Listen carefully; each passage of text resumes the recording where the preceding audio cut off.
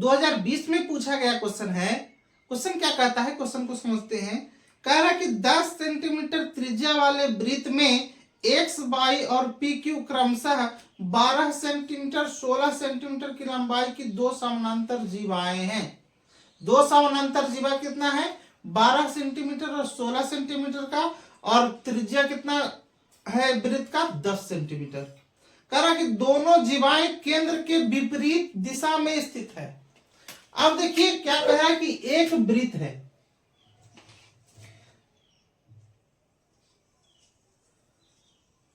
ये एक वृत्त है, और कह रहा है कि वृत्त का केंद्र, मान के चलिए कि वृत्त का केंद्र O है। कह रहा है कि ये इस वृत्त का दो गो जीवा है केंद्र के दोनों तरफ। एक तरफ है 16 सेंटीमीटर लंबा, ये 16 सेंटीमीटर लंबा है, और ये कितना है, 12 सेंटीमीटर लंबा है ना। और वृत्त की त्रिज्या मतलब यहां से लेकर के इसका वैल्यू कितना है, 10 सेंटीमीटर।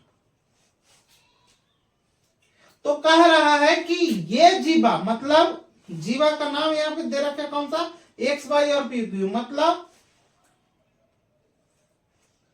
यहां एक्स वाई डाल दीजिए, यहां पे पी क्यू डाल दीजिए, है ना। क्योंकि पी क्यू का मान 16 के बराबर है, तो यहां एक्स वाई और पी क्यू।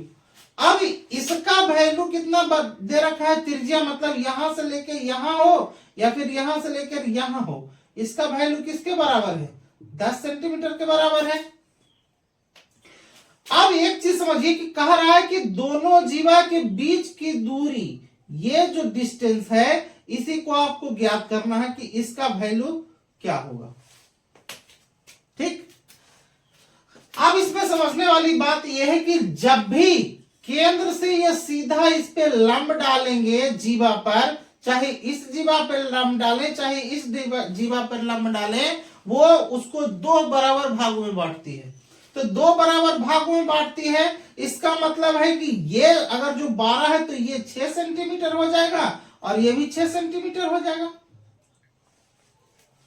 ठीक उसी प्रकार से अगर ये जीवा है, इस पे यहां से यहां लंब डाल रहे हैं, इसका मतलब ये दो भागों में बटेगा, ये हो जाएगा 8 सेंटीमीटर और ये भी हो जाएगा 8 सेंटीमीटर। हमको निकालना क्या है, यहां से लेकर यहां के बीच की दूरी निकालना है। इसका मतलब अगर जो यहां से यहां निकाल दे और यहां से यहां निकाल दे तो वहां का पूरा दूरी निकल जाएगा। यहां पे हम क्या माने थे, वो माने थे ये पूरा है जो है x है। अब यहां पे देखिए पाइथागोरस प्रमेय के अनुसार ये अगर जो लंब डाले तो ये 90 डिग्री है और ये लंब डाले तो ये भी 90 डिग्री है।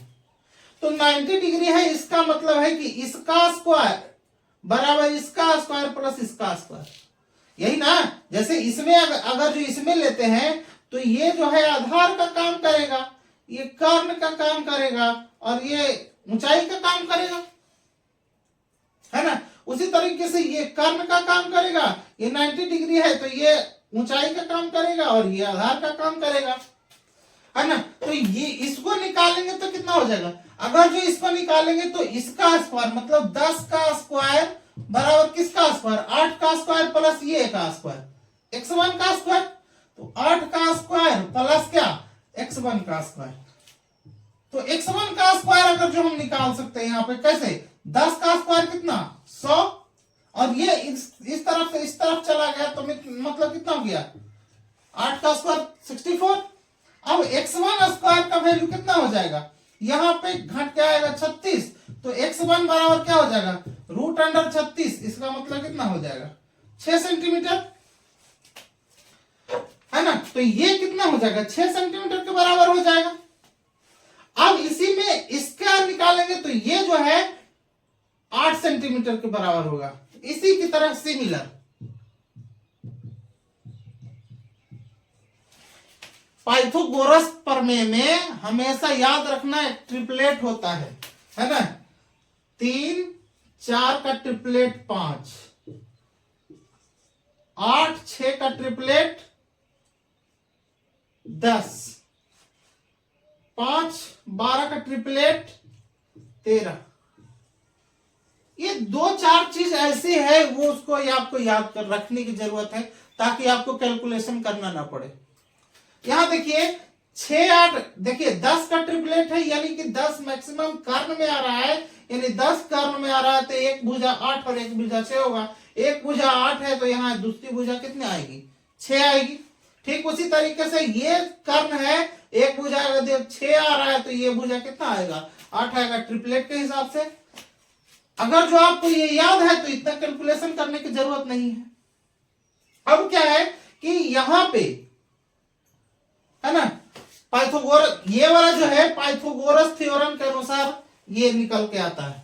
ठीक, अब हमको पूछा था कि PQ से एक्स वाई के बीच की दूरी क्या होगी, यानी कि यहां से यहां x माने है, इसका दूरी क्या होगा, यहां से यहां 8 हो गया और यहां से यहां कितना हो गया, 6 हो गया, यानी कि टोटल डिस्टेंस कितना हो गया, टोटल डिस्टेंस मतलब कितना 814 सेंटीमीटर। हमारा कौन सा ऑप्शन है, ऑप्शन नंबर 4।